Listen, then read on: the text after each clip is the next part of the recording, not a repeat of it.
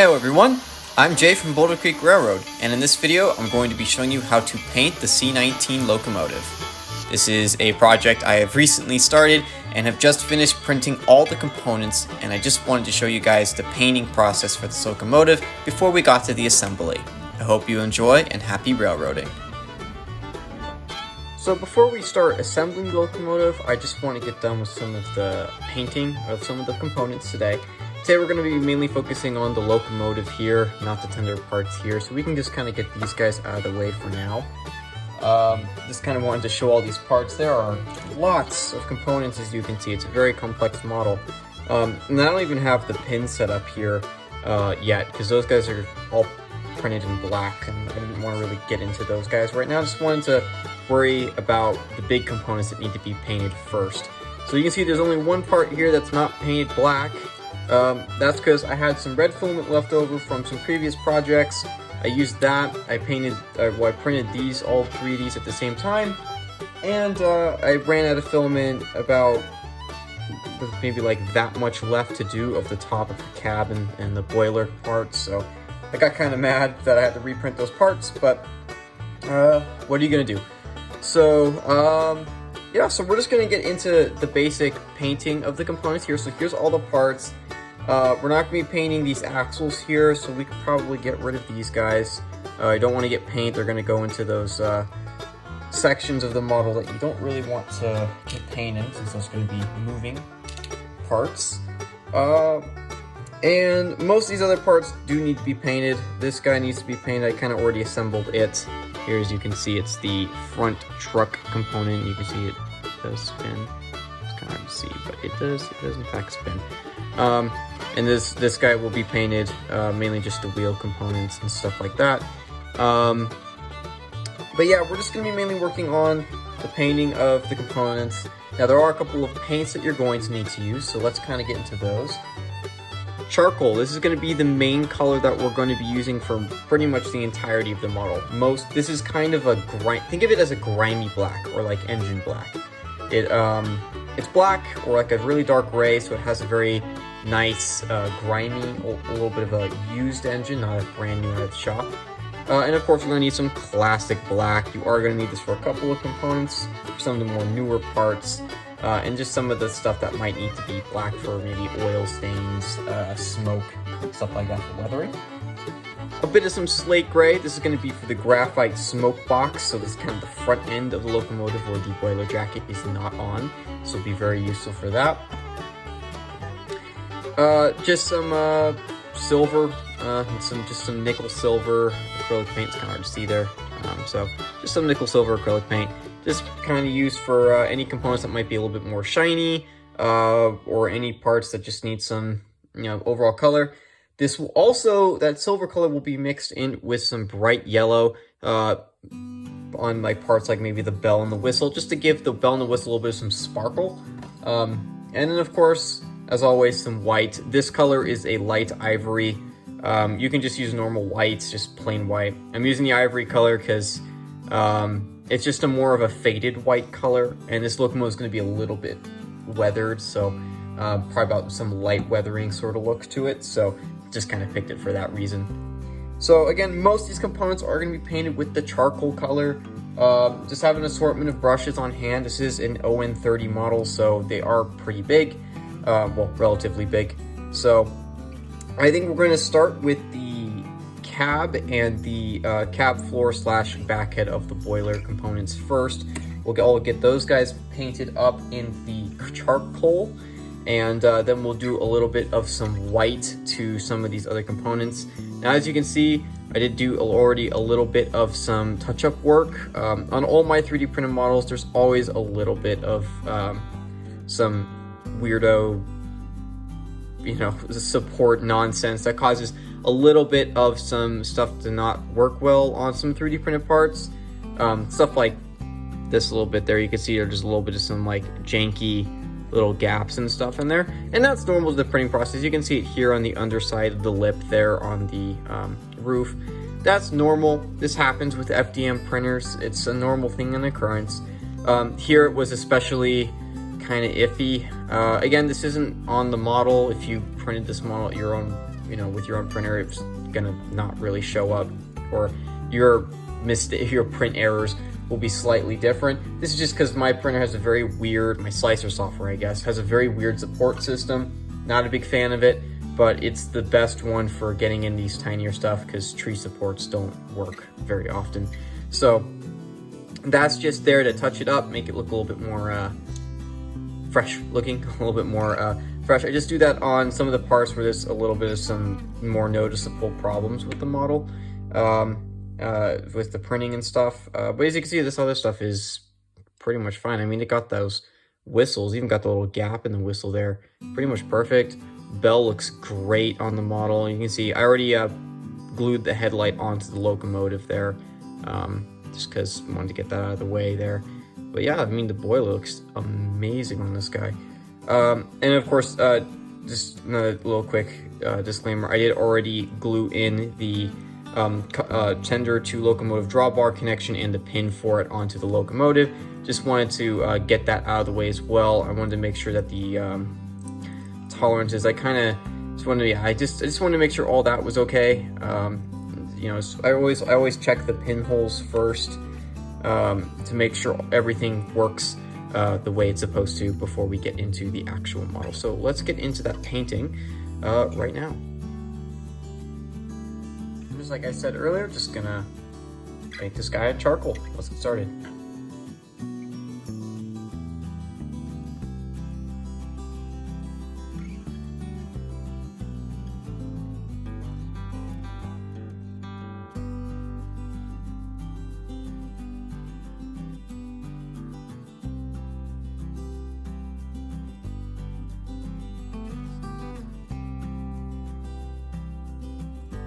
Okay, so while I let these pieces dry here, we're going to move on to the boiler. Just kind of the basic stuff of the boiler primarily. Just these sections here. We're going to try to stay away from the smoke box area. We're going to stay away from the bells and the whistles, but we're going to paint pretty much everything else the same charcoal black color. As you can see, there's not much of a color difference. You're just more of a dry section. You can see it's just more of a grimier black color. So that's primarily what we're going to be doing right now. So let's just start painting.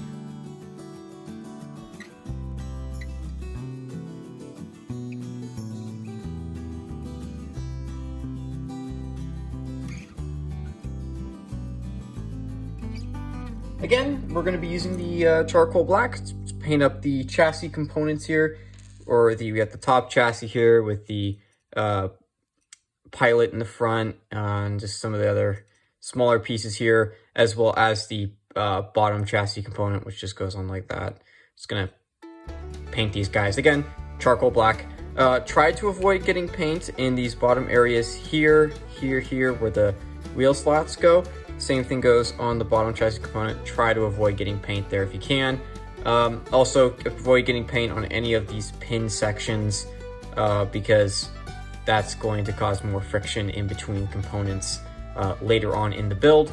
But everything else is fair game, so just get as much paint as you want on everything else but the pins and the slots for the wheel sets.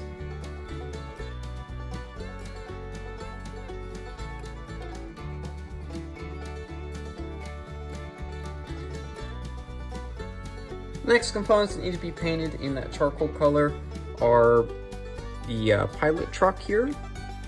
This is the steam chest section here. This needs to be painted in charcoal, as well as every single wheel. There are 8 of these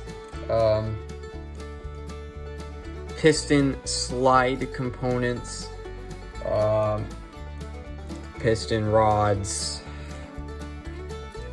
and all of these side rods. So all of these have to be painted in charcoal. There are quite a few of these to do, so I guess just sit back and enjoy the show.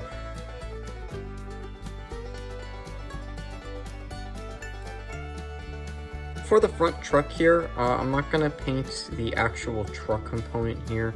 I'm just going to paint the wheel sets. That's the only part that's going to be painted. And just the front part here, none of the inside components or the undersides of the wheels. because there's no really need to. And these aren't going to be really that noticeable until I put the little white dot there on the center part. It's kind of hard to see there, but yeah, you can see the little dot there. That's going to be the only part that's really noticeable. So yeah, so that's it. So just paint the tops of those and then move on. So just like the front truck component, just paint the tops of the wheel sets for the drivers here. That's all you really need to paint. Don't go painting up the undersides here. There's no need to. I don't know why that went randomly unfocused there, but yeah, there's no need to go ahead and paint anything but just the top part. So let's paint that.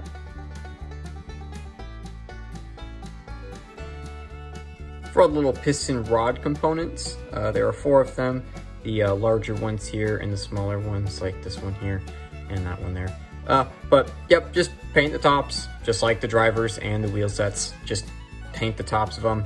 Backside's going to be rubbing up against a lot of stuff, so probably not a good idea to be painting the backsides. That is to say though that these larger ones here are going to be rubbing up against like this all the time. Especially if you're going to be building one of these with the intention of it being free rolling. As of current, this model is not, well, I'm not building mine to free rolling standards. Mine's going to be a display model, but this model is designed with the intention of being free rolling. So you can actually go ahead and, if you have the printer capabilities, you could print this with the intention of having everything be free rolling. And if you're gonna do that, don't paint you might want to leave that blank. You don't have to. I'm gonna paint mine anyway, but just a little tip for you there. Alrighty, so we just ended up finishing up all the parts that need to be charcoal gray. So the next color that we're going to be doing is the gray colors. This will be the slate gray, or just a standard light gray tone that looks something like this here, is kind of grayish color. No speckles, that's just from like paint and stuff, but like that sort of gray color here. That's going to go here on the boiler, on the front part of the boiler for the graphite color on the smoke box, as well as the smokestack here. That's the only part here that needs to be that gray color right now. So let's get started.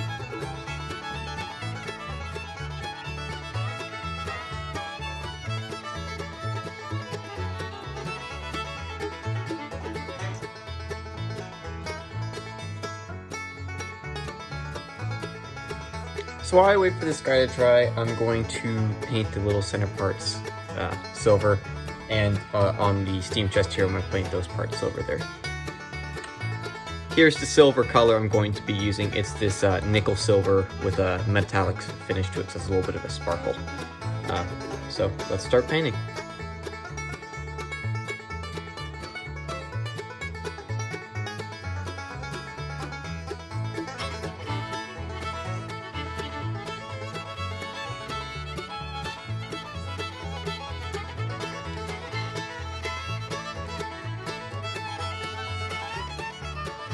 So while I wait for these parts to dry, we're going to get out the livery ivy or the white color that you're going to be using for your model.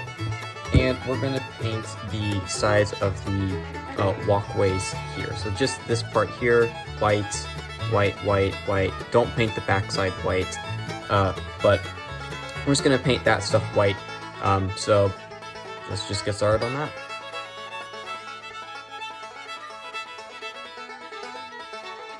Alrighty, so once all these main parts have been painted, the last few steps is mainly detail painting.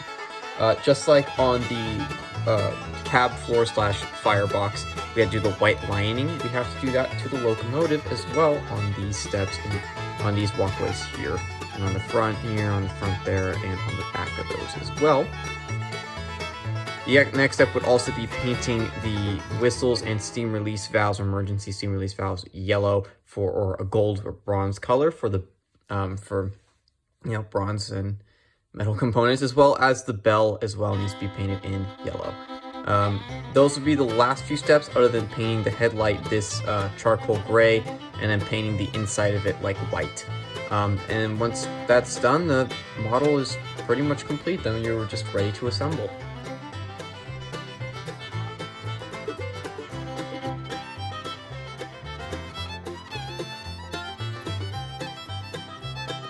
For the tiny components like the bell and the whistle and stuff, it might be better to use a micro brush.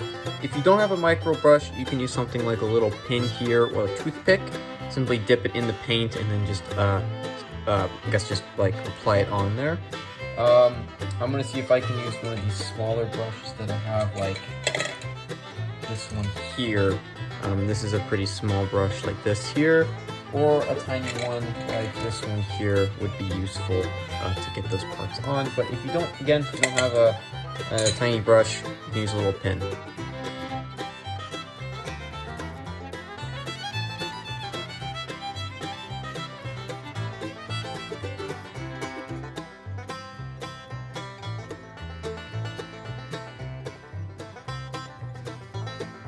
And there you have it, folks. That's every single part on the C-19 painted. So, yeah, pretty simple, right? Just a couple of colors, and you have the locomotive painted. Now, this is just the basic black and white paint scheme found on most of the C-19s. There are a couple of exceptions, though. There is the jade green paint scheme. These were used on some of the more passenger-oriented C-19 locomotives. They were very beautiful. One is still in existence today at Knott's Berry Farm. You can tell because that it is the jade green color because its boiler jacket is green, as well as some of the cab components as well are green. Knott's Berry Farm also had a very odd, like, orange and red and yellow paint scheme that they had on some of their earlier, when they first got the equipment. They actually painted them in a very weird paint scheme. If you want to do that, go ahead, but I don't really want to do that. The last one is the Bumblebee paint scheme. This is probably one of the most famous colors. Now, I'm not sure if that's specific to the C-19s or if that was a different C-class consolidation used by the narrow gauge. I'll have to check up on that. But if you were to paint it in the Bumblebee paint scheme, it wouldn't be that much of a... there's not much of a difference. It wouldn't seem that unprototypical. So, those are the other paint schemes that you could do. There are some slight variations in the black and white as well, based off of numbering and if it was Rio Grande Western or Rio Grande Southern, there'd be some differences on where numbers were painted, stuff like that. The last paint scheme that you could do is the yellow and black paint scheme. These paint schemes would have been found on any of the locomotives after the rebuild, because the C-19s, if you didn't know, are actually just Class 70 consolidations. They were modified and brought up to date in the late 1800s, early 1900s time period. And when they were finished with the rebuilds, they were given all black colors, and they had yellow numbering and lettering on the locomotives. But yeah, that's all the paint schemes that you could do for this guy. Of course, this is just the standard black and white paint scheme that you would find on most of the C-19s. But yeah, that's it. That's all of the coloring and all the painting of the C-19 locomotive parts. The next step is to paint the tender for the locomotive, as well as the trucks for it and weather those. I'll make a video on that. I'll probably do that video together with the locomotive. I'll paint the tender and the tender parts, and then weather the locomotive and the tender in the same video. The next video, though, is probably going to be the assembly video, where I'll show how to assemble the locomotive together. And then in the painting video and a weathering video, I'll show how to assemble the tender together. It's pretty simple. It's just popping 2 pins in the bottom for the trucks. But yeah, but that's it. That's the entirety of the painting of the C-19. I hope you enjoyed the video, and happy railroading.